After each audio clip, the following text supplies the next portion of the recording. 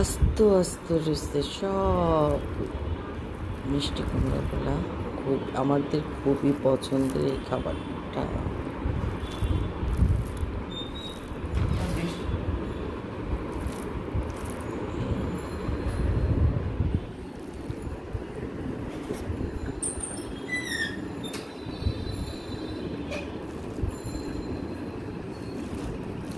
বৃষ্টি হচ্ছে না, হচ্ছে না,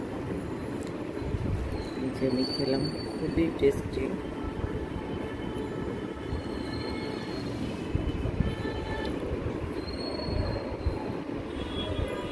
আপনারা অবশ্যই এরকম করে বানাই খাবেন।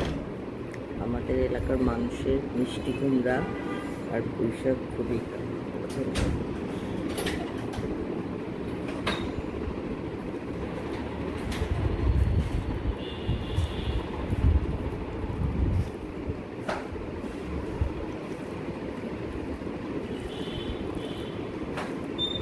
দেখুন কি করে বানাই, রেসিপিটা দেখতে পাবেন।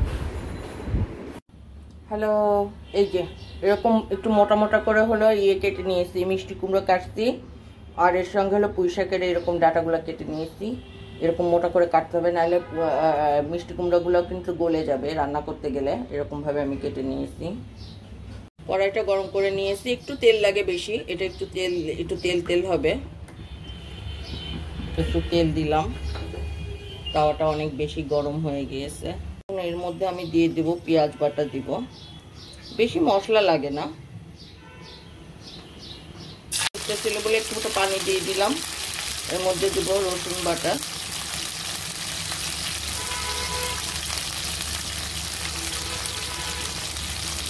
আমি একটু রসুন খাই। দিব হলো জিরা বাটা, একটু দিব আদা বাটা,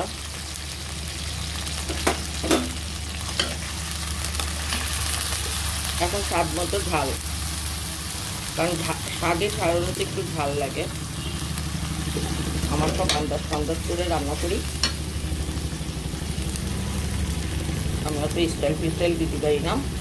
হলুদ দিলাম, এখন দিয়ে দিব হলো লবণ স্বাদ মতো।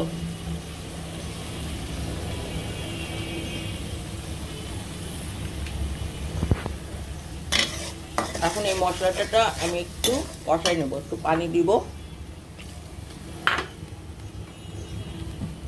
দিয়ে মশলাটা আমি একটু কষাই নেব।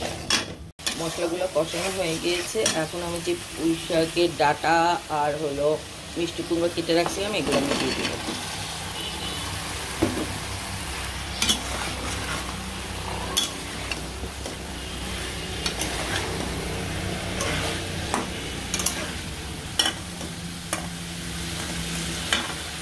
এখন আমি এটাকে ঢেকে দেব, মিডিয়াম আঁচে রান্না করব, ঢেকে দেব। এই যে একটু পানি বেড়েছে, বেশি পানি বেরোবে না। এখন আলগা করে হলে এরকমভাবে আমি সুন্দর করে মশলা সহ তরকারিটা কষাই নিব। হালকা অর্ধেক সিদ্ধ হয়ে যাবে মিষ্টি কুমড়োগুলো, কারণ অল্প আঁচেই হলো মিষ্টি কুমড়োগুলো সেদ্ধ হয়ে যায়। বেশি সেদ্ধ হয়ে গেলে তখন শাক দিলে হলো ঘাটা ঘাটা হয়ে যাবে। এখন আমি আলগা করে এটার পানিটা টানাই নিব আর কষিয়ে নেব ভালো করেই। পানিগুলো টেনে ভালো করে কষিয়ে নিলাম মশলাটা। এখন বেশি পানি দিব না, কারণ শাক দিয়ে পানি বেরোবে, একটু তো মাখা মাখা হবে, তার জন্য একটু ঝোলে পানি দিব, ব্যাস। পানি ঝোলে আবার শাক দিয়ে অনেক পানি বেরোবে, কিন্তু এটা উতলাই গেলে তারপর আমি শাক দিয়ে দিব। এটা আমাদের এলাকার খুবই পছন্দের একটা খাবার। আর এর মধ্যে ইলিশ মাছের মাথাটা দিয়ে দেওয়া যায় বা চিংড়ি মাছ দেওয়া যায়, আমি কিছুই দিই নাই, কারণ ইলিশ মাছের মাথা দিলে হলো আমাদের বাসায় কেউ খাবে না। আর হলো চিংড়ি মাছ দিই নাই, কারণ বাসায় চিংড়ি মাছ নাই। এই যে উতলাই গেছে, এখন হলো শাকগুলো আমি দিয়ে দিব এর মধ্যে।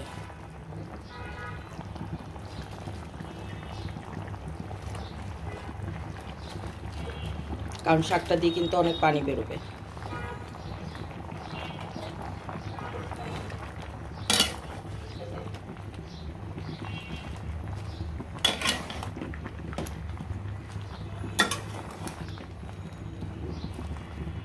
এরকম আলগা করে রাখবো, পানিটা বেরোয় যাক, তারপরে হলো আমি ঢেকে দিব। ততক্ষণ পর্যন্ত এরকম আলগা থাকবে, পানিটা বেরো যাওয়া পর্যন্ত। এই যে পানিটা বেরোয়, পানিটা টেনে গিয়েছে। এখন কিন্তু ডাটাগুলো বেশি সেদ্ধ হয়নি। এখন আমি করব, কারণ বেশি পানি থাকলে ইয়ে করলে কি যেন বলে, ঢেকে দিলে তখন হলো আরও পানি বেরোয় যেত, তখন হলো ঘ্যাটা ঘ্যাটা হয়ে যেত। এখন আমি এইটাকে, এখন অল্প পানি আছে, এখন আমি মিডিয়াম আঁচে ঢেকে রাখবো 5-6 মিনিট, যাতে সুন্দর করে সব সেদ্ধ হয়ে যায়। ব্যাস 6-7 মিনিট পরে এই যে হয়ে গিয়েছে। এখন এর মধ্যে দিব আমি একটু চিনি। এটা চিনিটা না দিলে কিন্তু সেরকম স্বাদ আসবে না। অবশ্যই সবাই অবশ্যই চিনি ছাড়াও আপনারা খেতে পারেন, যাতে মনে হয়। হ্যাঁ, আমার মিষ্টি কুমড়োগুলো সব কিন্তু আস্তে আস্তে আস্তে নিচে আস্তে আস্তে আস্তে কিন্তু সিদ্ধ হয়ে গেছে সব। এখন আমি 2 মিনিট, শুধু 2 মিনিট রাখবো, ঢেকে দিব চিনিটা মেশার জন্য। এই যে আমার তরকারিটা হয়ে গিয়েছে। অনেকে চাইলে আর একটু ঝোলটা টানাই নিতে পারেন, এরকমভাবে খুবই টেস্টি। একবার বানালে অনেকে চিন্তা করে যে পুঁই শাক দিয়ে আবার মিষ্টি কুমড়া কেমনে করে রান্না করে। এরকমভাবে রান্না করে খেয়ে দেখেন, তারপরে সবাই একটু বলেন কীরকম কী রান্না করলাম। এই হলো কথা। সবাই ভালো থাকেন, সুস্থ থাকেন, ইনশাল্লাহ।